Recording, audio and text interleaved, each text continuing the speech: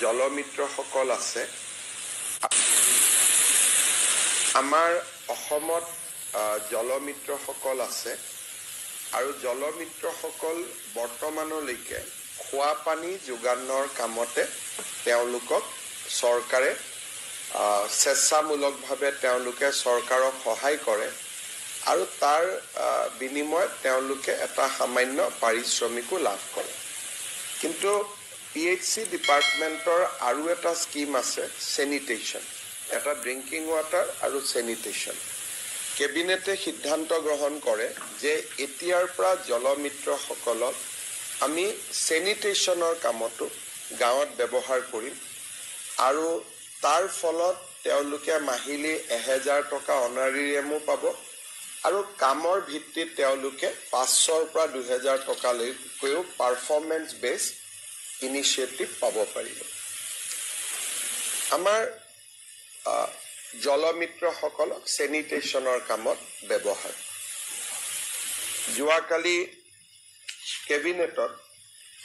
আমি নলবাৰী জিলাত এটা ঘোষণা কৰিছিলো যে তাত যেটো দীৰ্ঘকালীন OBB এটা সমস্যা আছিল কিছুমান শিক্ষকে OBB চাকৰি পালে নাপালে চাকৰি বাদ পৰিলে আমি নলবাৰীত ঘোষণা কৰিছিলো যে এওঁলোকক চাকৰিটো দিব নোৱাৰি কিন্তু মুখ্যমন্ত্ৰীৰ আত্মনিৰ্ভৰ অসম আঁচনি যদি আবেদন কৰে তেওঁলোকক আমি 2 লাখ টকা কৰি এটা এককালীন অনুদান দিম 347 গৰাকী OBBৰ আবেদন আমাৰ লগত আছিল ৰাজ্য চৰকাৰে এখেতসকলক 2 লাখ টকা কৈ দিব সিদ্ধান্ত লৈছে যাতে বিষয়টোৰ এটা নিষ্পত্তি হ'ব পাৰে ফাইনেল যেটো নিষ্পত্তি বুলি কয় আমাৰ যোৱাকালি কেবিনেটে টাৰ্গেটেড সাবসিডি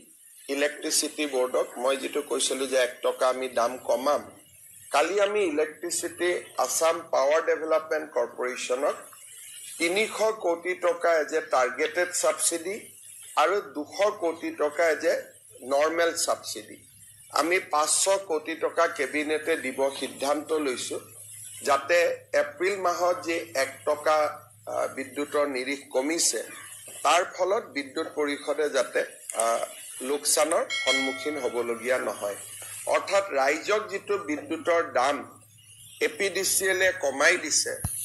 তাৰ ফলত যাতে তেওঁলোকৰ বহুত বেছি লোকসান হ'ব নালাগে সেইকাৰণে কেবিনেটে যোৱাকালি 500 কোটি টকাৰ সাবসিডি এমাউন্ট এটা ইলেক্ট্ৰিসিটি বোৰ্ডৰ বাবে মঞ্জুৰ কৰিছে আৰু আমি আগতে কোৱাৰ দৰে নৱেম্বৰ মাহত আমি ইলেক্ট্ৰিসিটি যেটো টেৰিফ তাক আমি আৰু এবাৰ ৰিভিউ কৰি জনসাধাৰণক সকাহ দিয়াৰ ব্যৱস্থা থাকিলে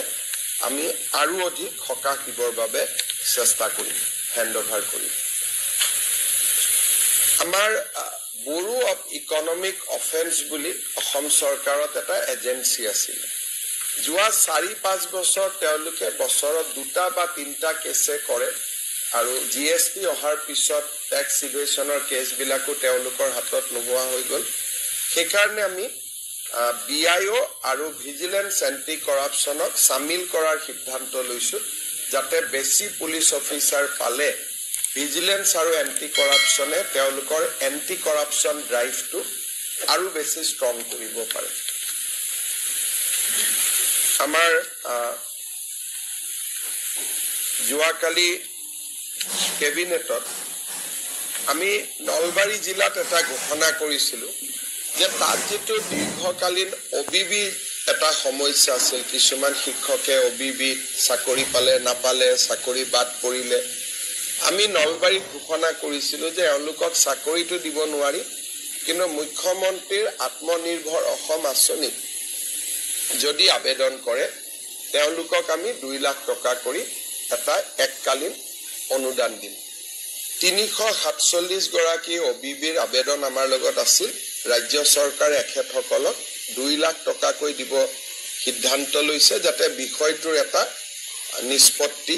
হ'ব পাৰে ফাইনেল যেটো নিষ্পত্তি বুলি কয় আমাৰ যোৱাকালি কেবিনেটে টাৰ্গেটেড সাবসিডি ইলেক্ট্ৰিসিটি বোৰ্ডক মই যেটো কৈছিলো যে 1 টকা আমি দাম কমাম কালি আমি ইলেক্ট্ৰিচিটি আসাম পাৱাৰ ডেভেলপমেণ্ট কৰ্পোৰেশ্যনক 300 কোটি টকা এজ এ টাৰ্গেটেড সাবসিডি আৰু 200 কোটি টকা এজ এ নৰ্মেল সাবসিডি আমি 500 কোটি টকা কেবিনেটে দিব সিদ্ধান্ত লৈছো যাতে এপ্ৰিল মাহত যে 1 টকা বিদ্যুতৰ নিৰিখ কমিছে তাৰ ফলত বিদ্যুৎ পৰিষদে যাতে লোকসানৰ সন্মুখীন হ'বলগীয়া নহয় অৰ্থাৎ ৰাইজক যেটো বিদ্যুতৰ দাম এপিডিসিএল এ কমাই দিছে তাৰ ফলত যাতে তেওঁলোকৰ বহুত বেছি লোকসান হ'ব নালাগে সেইকাৰণে কেবিনেটে যোৱাকালি 500 কোটি টকাৰ সাবসিডি এমাউন্ট এটা ইলেক্ট্ৰিচিটি বোৰ্ডৰ বাবে মঞ্জুৰ কৰিছে আৰু আমি আগতে কোৱাৰ দৰে নৱেম্বৰ মাহত আমি ইলেক্ট্ৰিচিটি যেটো টেৰিফ তাক আমি আৰু এবাৰ ৰিভিউ কৰি জন